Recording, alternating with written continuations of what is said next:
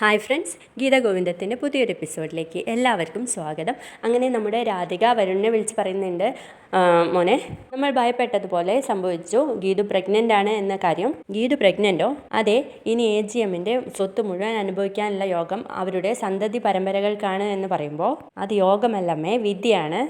ഗീതുവിൻ്റെ ഉദരത്തിൽ വെച്ച് തന്നെ ആ കുഞ്ഞ് മരണപ്പെടുമെന്ന വിധി എന്ന് പറയാൻ കേട്ടോ വരുണ്. ഇതൊന്നും പോരാഞ്ഞിട്ട് കിഷോറിൻ്റെ വക വേറെ ഭീഷണിയാണ് മോനെ. നമ്മൾ കാട്ടിക്കൂട്ടിയതിനെല്ലാം നമുക്ക് തിരിച്ചടിയായി ലഭിക്കുമോ എന്നാണ് എനിക്ക് ഭയം. അവനിപ്പോൾ ആ തെളിവിന് ആവശ്യപ്പെടുന്നത് 10 കോടി രൂപയാണ് എന്ന് പറയുമ്പോൾ വരുണ് പറയുന്നുണ്ട്, കിഷോർ, അവന് ഞാൻ വേണ്ട വിധം കൈകാര്യം ചെയ്തോളാം, അവൻ ഇനി ക്യാഷ് ഒന്നും ചോദിക്കില്ല എന്ന് പറഞ്ഞിട്ട് ഫോൺ കട്ട് ചെയ്യാണ് കേട്ടോ വരുണ്. തുടർന്ന് കൂടെ ഉണ്ടായിരുന്ന സുവർണ വരുണിനോടായിട്ട് പറയുന്നുണ്ട്, ഗീതു പ്രഗ്നൻ്റ് ആയ സ്ഥിതിക്ക് അറക്കലിൽ അവളുടെ പിടിയൊന്ന് മുറുക്കും, അതുകൊണ്ട് വരുൺ സാർ പറഞ്ഞ പോലെ അവരെ അവസാനിപ്പിക്കുന്നത് നല്ലത് എന്ന് പറയാണ് കേട്ടോ. അവിടേക്ക് പുതിയൊരു അവകാശിയുടെ ആവശ്യമില്ല എന്ന് പറയുമ്പോൾ, എങ്കിൽ ഇപ്പോൾ നിലവിലുള്ള അവകാശിയെ കൂടി ഒന്ന് അവസാനിപ്പിച്ചേക്ക്, എങ്കിലല്ലേ വരുൺ സാറിൻ്റെ ഭാര്യയായിട്ട് എനിക്ക് അങ്ങോട്ടേക്ക് പ്രവേശിക്കാൻ പറ്റുള്ളൂ എന്ന് പറയാണ് കേട്ടോ സുവർണ. ഇത് കേൾക്കുന്ന വരുൺ മനസ്സിലിങ്ങനെ വിചാരിക്കുക, അത് ശരി, ഇത്രയും വലിയ ആഗ്രഹമായിട്ടാണ് എന്നെ ചുറ്റിപ്പറ്റി നിൽക്കുന്നത്. ഞാൻ ഒരിക്കലും നിന്നെ അറക്കലിലേക്ക് കയറ്റില്ല.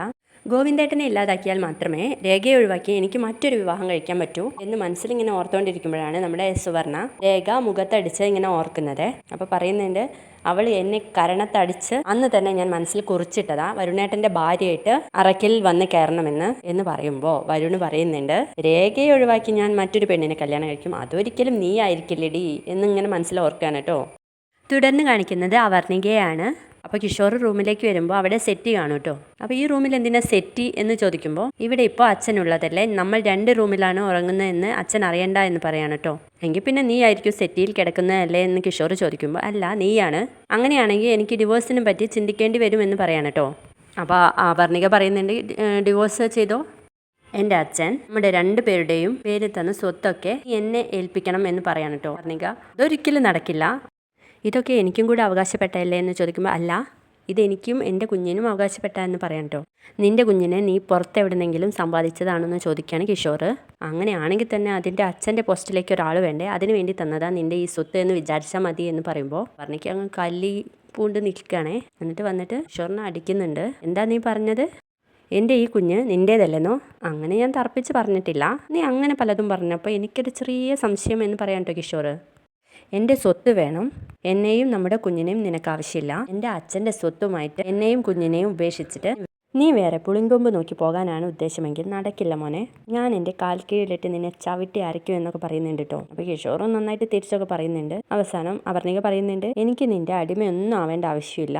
എൻ്റെ ഡാഡിയുടെ തോക്കിൽ ബുള്ളറ്റ് നിറച്ചിട്ട് നിന്നെ വെടിവെക്കാൻ എനിക്കൊരു നിമിഷം പോലും വേണ്ട എന്ന് പറയാൻ കേട്ടോ. അതിൽ പിന്നെ കിഷോർ ഒന്നും പറയാതെ പോയി മിണ്ടാതിരിക്കുകയാണ് കേട്ടോ. അവർണിക അങ്ങനെ കിടന്നുറങ്ങുന്ന നേരത്ത് പെട്ടെന്ന് ഉണർന്ന് കിഷോറിനെ നോക്കുമ്പോൾ കിഷോറും ഉറങ്ങിപ്പോവാൻ കേട്ടോ സെറ്റിലിരുന്നിട്ട്.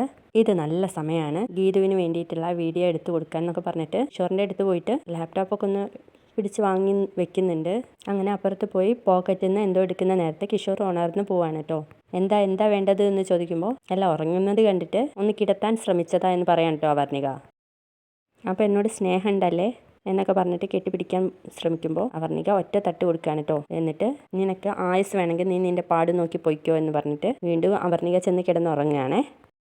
വഴിപാടിതെവിടെയോ പിഴച്ചു, ഒരു ഭംഗ ഗണപതി കുഞ്ഞിന് കൊടുത്ത എന്തെങ്കിലും കാര്യം നടന്നാലോ എന്ന് പറഞ്ഞിട്ട് എണീറ്റ് പോവാണേ. അതിനുശേഷം ഗീതവും രേഖയും കൂടി ഇന്ന് ചിരിക്കുന്നുണ്ട്. അപ്പോൾ രേഖ പറയുന്നുണ്ട്, ഈ അവസരം നിനക്ക് ഗോവിന്ദേട്ടനോടുള്ള പ്രണയം തുറന്നു പറയാനുള്ള ഒരു അവസരമാക്കി എടുക്കായിരുന്നു എന്ന് പറയുമ്പോൾ, അതിന് പ്രണയവും മാങ്ങയും തമ്മിൽ എന്താ ബന്ധം എന്ന് ചോദിക്കാം കേട്ടോ ഗീതു. ശരിക്കും അയ്യപ്പേട്ടൻ നിങ്ങളുടെ റൂമിൽ മാങ്ങ കൊണ്ടുവന്നപ്പോൾ എനിക്ക് ഗോവിന്ദേട്ടനോട് ചോദിച്ചുകൂടായിരുന്നോ, കണ്ണേട്ടാ എനിക്ക് പച്ചമാങ്ങ തിന്നാനൊരിഷ്ടമുണ്ട്, അതിനെന്നെ സഹായിക്കുമോ എന്ന് ചോദിച്ചുകൂടായിരുന്നോ എന്ന് ചോദിക്കാൻ കേട്ടോ രേഖ. അതിന് കണ്ണേട്ടൻ എങ്ങനെ സഹായിക്കാനാന്ന് ചോദിക്കുകയാണ് ഗീതു. അപ്പോൾ രേഖ ഉണ്ട് ചിരിച്ചിട്ട് ഹാളിലേക്ക് ഓടി പോവാണ് കേട്ടോ ചെയ്യുന്നത്. കൂടെ ഗീതവും ഓടി വരുന്നുണ്ട്. എന്നിട്ട് പറയുന്നുണ്ട്, ഒന്ന് പോടി രേഖേച്ചി, എന്ത് തോന്നിയ സടി ഇങ്ങനെ പറയുന്നത്, ഞാൻ അങ്ങനെയൊന്നും പറയില്ല, അഥവാ പറഞ്ഞ കണ്ണേട്ടൻ എന്നെ ഭിത്തിയിൽ വലിച്ചു കീറി ഒട്ടിച്ചാലോ എന്നൊക്കെ ചോദിക്കുന്നുണ്ട് കേട്ടോ. നിന്നെ പോലെ ഒരു സുന്ദരിക്കുട്ടി ഏത് ദുർവാസാവിൻ്റെയും മുന്നിൽ ചെന്ന് ഇഷ്ടം പറഞ്ഞാൽ ആ ദുർവാസാവ് ഇറങ്ങിപ്പോരും എന്ന് പറയുമ്പോൾ, അത് ഞാനിങ്ങനെ പറയാനാ രേഖേച്ചി എന്ന് ചോദിക്കുമ്പോൾ, ആരുടെ ദുർവാസാവിൻ്റെയോ? അല്ല, എൻ്റെ കൃഷ്ണൻകുട്ടി ചേട്ടൻ്റെ എന്നൊക്കെ പറയാൻ കേട്ടോ. പണ്ടൊക്കെ ആയിരുന്നെങ്കിൽ വല്ല ദൂത് പോവാൻ മാനിനെയോ മയിലിനെയോ അയക്കാമായിരുന്നു എന്നൊക്കെ പറയുമ്പോൾ രേഖ പറയുന്നുണ്ട്, ഈ കുട്ടിയുടെ ദൂത് പോവാൻ ഞാൻ റെഡിയാണെന്ന് പറഞ്ഞിട്ട് ഗോവിന്ദേട്ടൻ എവിടെ എന്ന് ചോദിച്ച് മുകളിലേക്ക് പോകുന്നുണ്ട് കേട്ടോ. അങ്ങനെ രേഖ ഗോവിന്ദ് യോഗ ചെയ്യുന്നിടത്തേക്ക് പോവാണ്. കൂടെ ഗീതുവും ഉണ്ട്. ഗീതുവിനോട് പറയുന്നുണ്ട് ഒന്നും പേടിക്കണ്ട, നീ ഇവിടെ നിൽക്ക്, ഞാനിപ്പോൾ പോയി പറഞ്ഞിട്ട് വരാന്ന് പറഞ്ഞിട്ട് ആയും കൊണ്ട് പോവാണ് കേട്ടോ. അപ്പോൾ ഗോവിന്ദിനോട് പറയുന്നുണ്ട്, ഏട്ടാ എനിക്കൊരു കാര്യം പറയാനുണ്ട് എന്ന് പറയാൻ കേട്ടോ. ഗോവിന്ദ് എന്താന്ന് ചോദിക്കുമ്പോൾ എൻ്റെ മനസ്സിൽ തോന്നിയ കാര്യമാണ്, ഞാനൊരു കഥ പോലെ പറയാം, ഒരു പ്രണയകഥ എന്ന് പറയാൻ കേട്ടോ. ഇതും കേട്ടിട്ട് നമ്മുടെ ഗോവിന്ദ് ഇങ്ങനെ അന്താളിച്ച് നിൽക്കുകയാണ് കേട്ടോ. വീഡിയോ ഇഷ്ടപ്പെട്ടെങ്കിൽ ലൈക്ക് ചെയ്യണം, സബ്സ്ക്രൈബും ചെയ്യണേ.